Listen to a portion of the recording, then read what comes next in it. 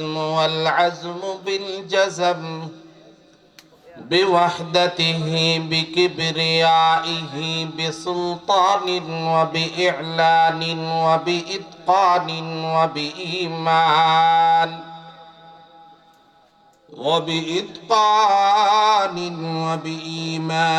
وبيان في فرقان وحده لا شريك له وحده بوحدة موحدا بوحدة وحيدا وأحدا بلا مدد وجدد ونصب ووصف في الكمال ونشهد أن لا إله إلا الله وحده لا شريك له ونشهد أن سيدنا وسندنا وحبيبنا وحبيب ربنا وطبيب قلوبنا ومولانا محمدا عبده ورسوله أما بعد فأعوذ بالله من الشيطان الرجيم بسم الله الرحمن الرحيم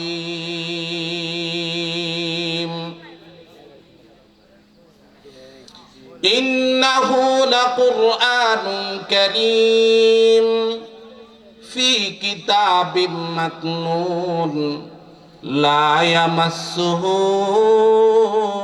إلا المطهرون وقال صاحب المصدوق صلى الله عليه وسلم أحب العرب لثلاث لأني عربي والقرآن عربي وكلام أهل الجنة عربي أو كما قال النبي عليه الصلاة والسلام وقال تعالى في شان حبيبه ومحبوبه ومعشوقه مخبرا وعامرا إن الله وملائكته يصلون على النبي يا أيها الذين آمنوا صلوا عليه وسلموا تسليما اللهم صل على محمد وعلى آل محمد كما صليت على إبراهيم وعلى آل إبراهيم إنك حميد مجيد محبوب ہے کیا صلو علی اے نام محمد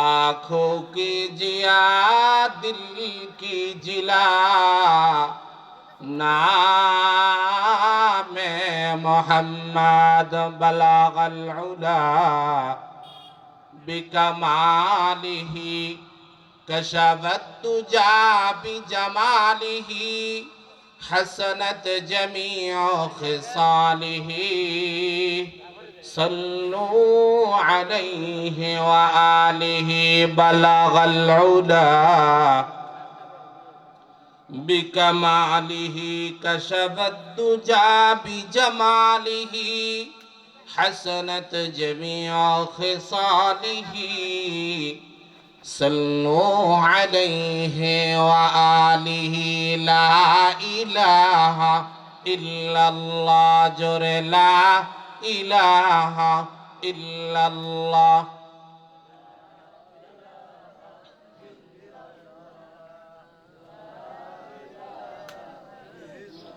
লা ইলাহা গাছের মূল, ইল্লাল্লাহ দরিল ফুল, ওরে পাতায় পাতায় বিরাজ করে মোহাম্মদ রাসূলুল্লাহ।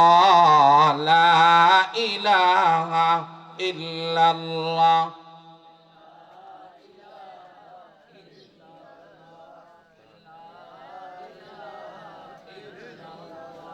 জীবনের সকল দেয়ানে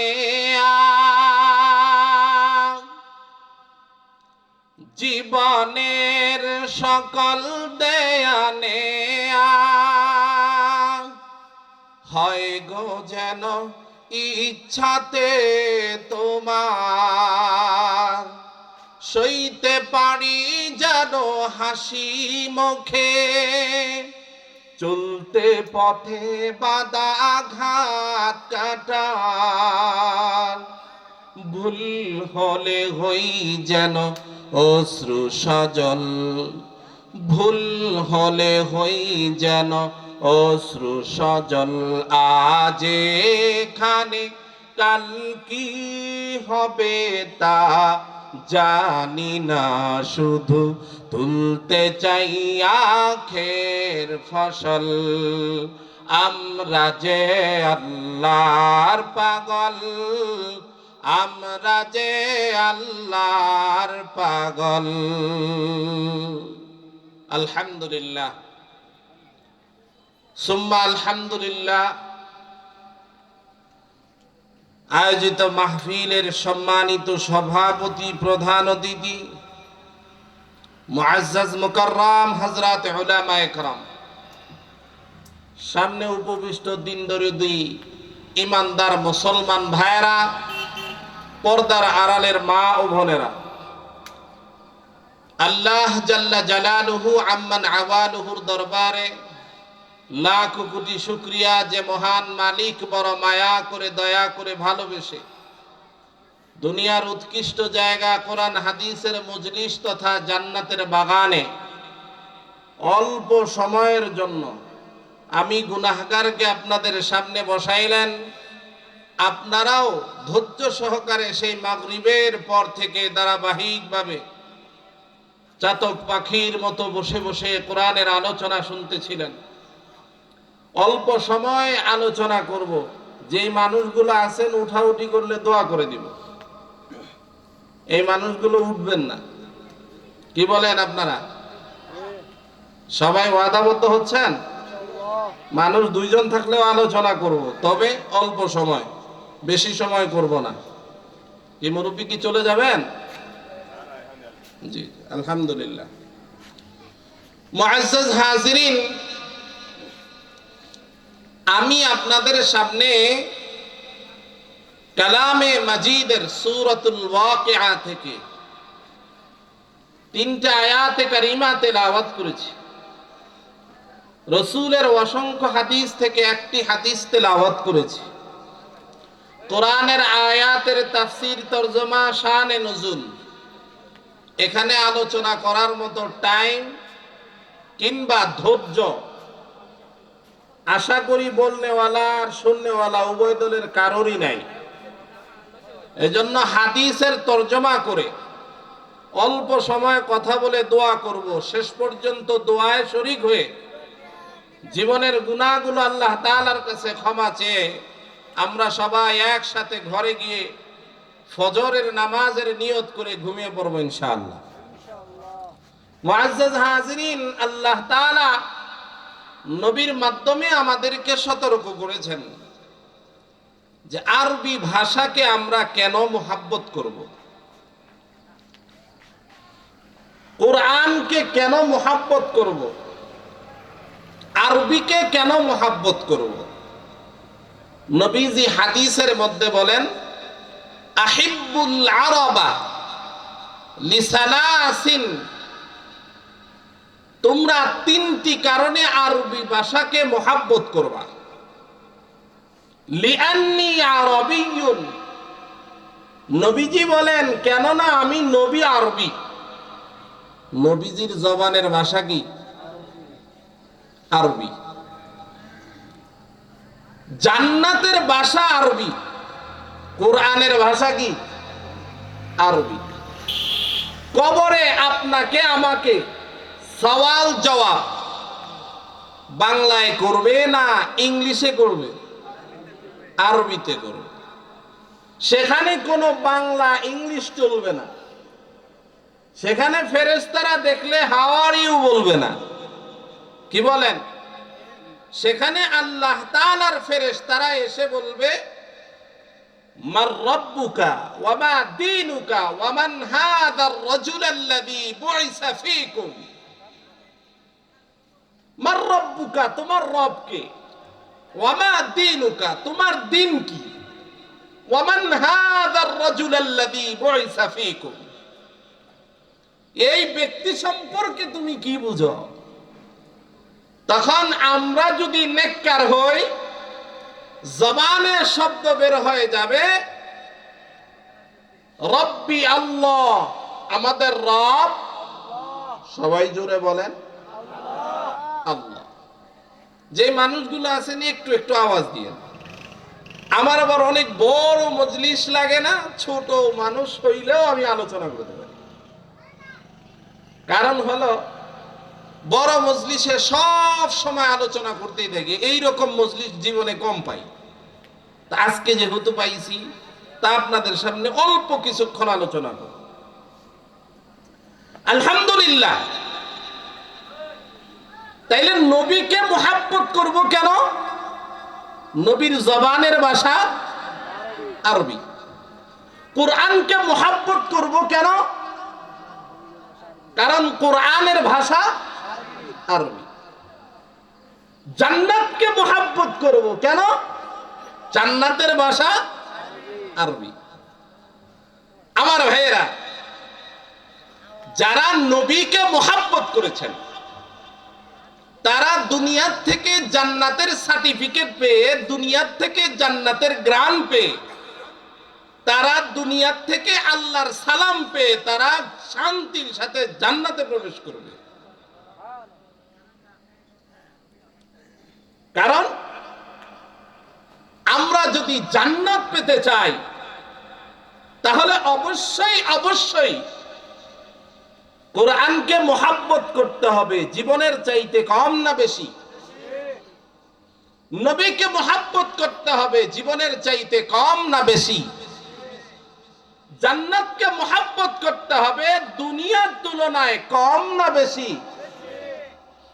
এই তিনটা শর্ত যদি কেউ পালন করে, কিয়ামতের ময়দানে কোরআন আরবি ভাষাকে মুহাব্বত করার কারণে কোরআন সঙ্গী হবে, রসুলের নৌকার প্যাসেঞ্জার হইয়া সোজা আল্লাহর জান্নাতের মেহমান হয়ে যাবে।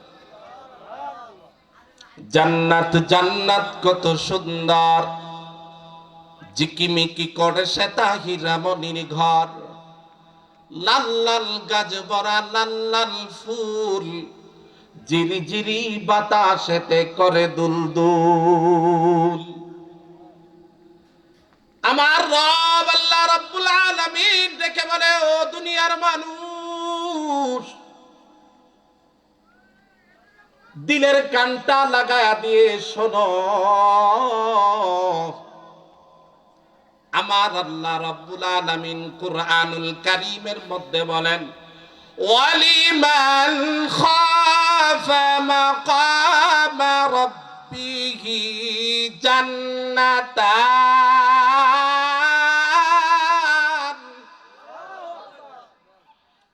আল্লাহ রাব্বুল আলামিন বলেন, গোটা দুনিয়াটাকে ছোট্ট একটা জান্নাত বানাইছি, এই জান্নাতের নাজ নেয়ামত দেখা তোমরা আখিরাত ভুলে গেছো।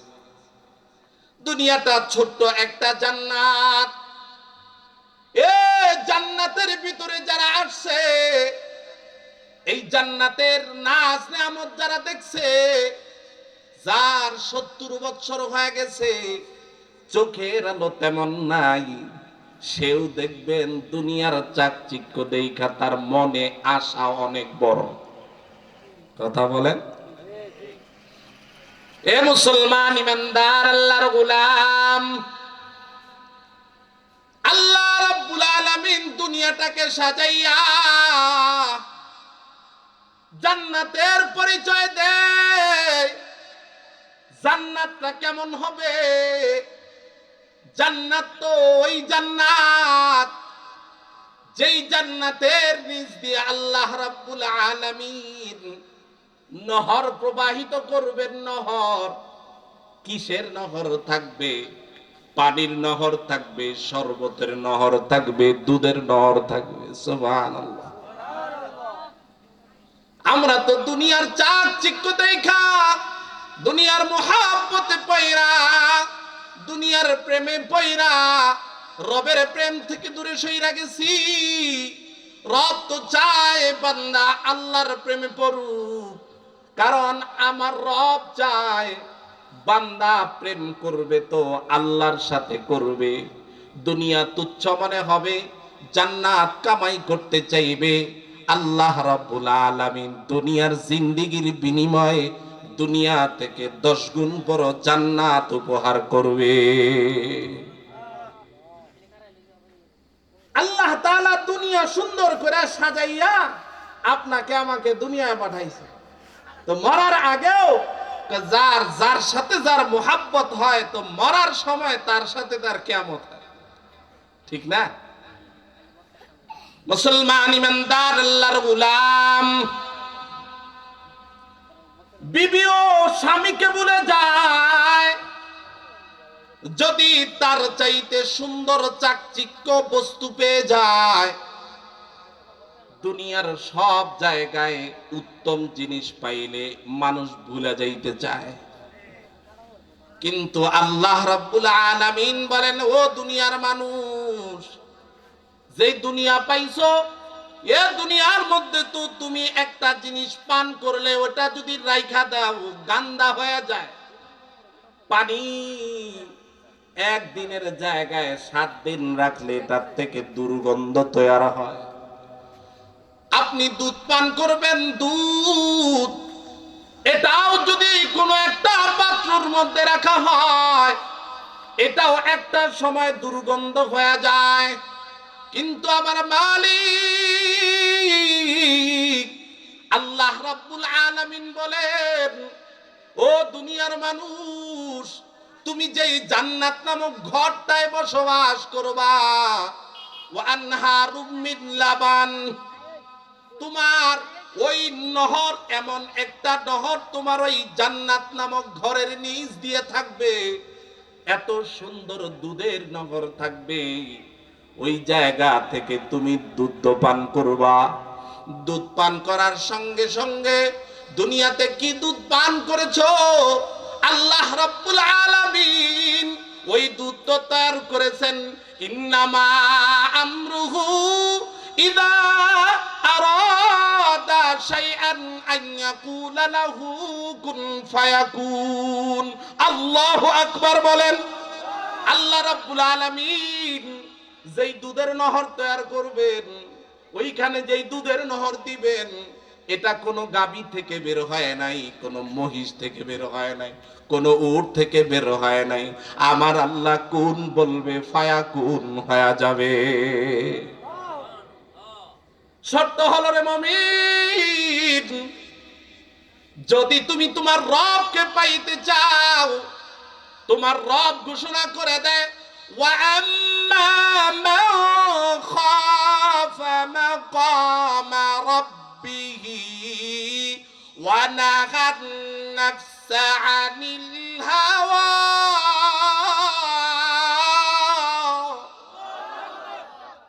রব্বে কারীম আল্লাহ তাআলা বলেন, এ বান্দা আমার, দুনিয়ার সব চাহিদা আমি রবের জন্য ছাইরা দাও, আমি তোমার এমন সুখের জায়গা দান করব।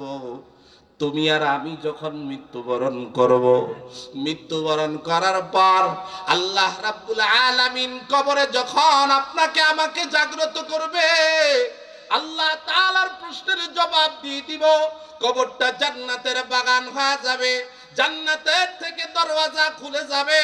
জান্নাত থেকে দরওয়াজা খুলে যাওয়ার পর ওইখান থেকে জান্নাতের ঘ্রাণ আসতে থাকবে, জান্নাতের ঘ্রাণ।